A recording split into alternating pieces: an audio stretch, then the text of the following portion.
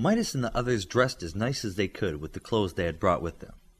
When they came down for dinner, they walked into a magnificent setting. Dinner tables were set with white linen and silver crystal sparkling everywhere. Coach Hansen stood next to another woman. Both were dressed very proper in full dresses and hair done. The second lady looked to be older, but still looked very beautiful. Once all the children were seated, Coach Hansen spoke.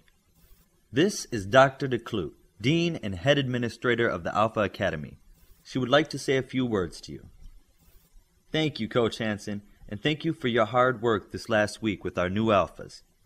Dr. DeClute turned, facing Coach Hansen, and started to clap her hands.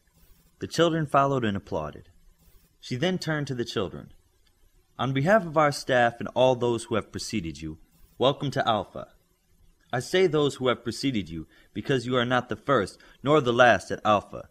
You are part of something greater, a chain of superheroes that extends from before you were born and will continue after everyone in this room is gone. The chain is a continuity of greatness that remains unbroken. In 6 years, when you graduate and are assigned to a Heroes Union Hall protecting and saving the world, you will be part of an elite group that few could ever understand and even fewer can say they belong to. You will learn to trust your teammates with your lives, and they will become closer than family. Things that you heard about superheroes growing up will become part of your everyday life. And in time, the battle cries and slogans that may have seemed childish will take on new meaning. The day may come when things are not going your way. You will be face to face with true evil, hopelessly outnumbered, desperate to save the innocent, and you don't know what might happen next. In that moment, you will rely on what you learned here and those you've trained with. Of those childish sayings, one will come to mean everything. Never alone." The children were all quiet, like the responsibility of what they were doing had hit them all at once. Dr. DeClute knew this would be the case and waited for it to sink in. "Take what you do here seriously. Learn your lessons, learn your teammates, learn your own powers, and learn yourself. One day someone will depend on you, and that is the person that you are ultimately responsible to," she said and paused again. "Trust what your coaches teach you. They have been hand-picked to help you. Each of them has proven themselves to be what we want our Alphas to be. Learn from them." Dr. DeClute stepped back and looked at Coach Hansen. Coach Hansen stepped forward and spoke.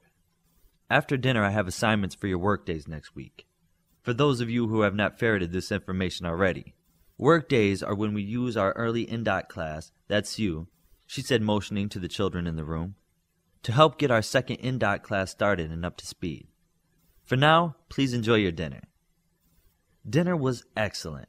Midas knew why those fine dining chefs made such small portions. They must have put 15 courses in front of him. Now that he and his fellow students were stuffed, the coach and Dr. DeClute started calling the students over to them one by one. "What was your assignment?" Midas asked Jack. "I will be helping to run the red harness control room for the pit. Even though I know the techs will be looking over my shoulder, I'm excited that it's computer-based. What's your assignment?" Midas liked his a little less than he had hoped. "I'll be running the reception desk here at the hotel while everyone checks in." "That's cool!" "It is?" "Yeah," she said, bouncing her head up and down. "You get to learn everyone's name, face, and country before anyone else." Midas hadn't thought of the upside, just that it wasn't big and high-tech. "I guess you're right. Look, your job will be done after the first day. Mine is more spread out over the week. You can join me in the control room. You know, if you promise not to touch anything and turn it into something radioactive," she said, joking at the end. "I wonder if I can do radioactive material." He never considered that. "Don't try that. Get Robert back here if you want to do that," she said. Omni came and sat down beside them. "What's your gig?" she asked the Korean. "Working on the K-guns. What else?" The rest of the evening was nice. Midas and the others glanced about like hungry wolves, waiting for their prey to drop their guard. Until their reward was finally in their grasp, Coach and Dr. DeClute said goodnight for the evening. Each of the children sprinted for the game room and their favorite spot on the couches. Once there, it was as it was every night that week. Play as much as they could until E-out.